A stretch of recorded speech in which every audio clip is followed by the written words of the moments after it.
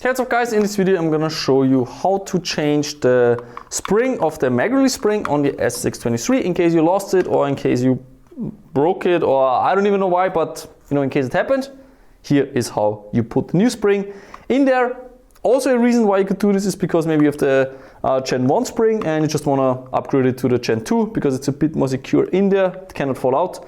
So let's get right to it. So first of all, we need to make sure that the pistol is pointing to the left side, so your left side, because this is the push direction of this pin. Don't do it the other way around. You do take something pointy.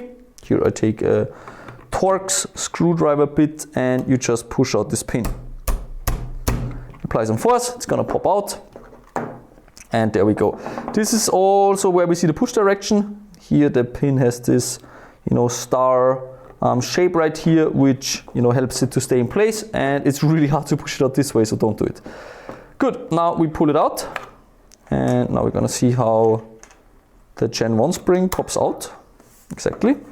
And now in case you lost this, just take this out. There we go. What we want to do now is make the pistol point to the right, because this is how we're going to push the pin inside. So it goes in there like this, and you want to install this part like that. So those two little pins go into these holes, just like that. So that's how it stays on there. Hope you can see that. Again, the ends of the wire are inside this hole.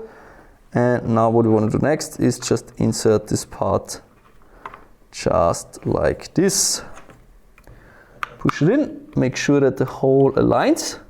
And now we take this pin, make sure that the stars are in the back. And we just push it in there. Make sure that it's flush. It shouldn't be extended on either side.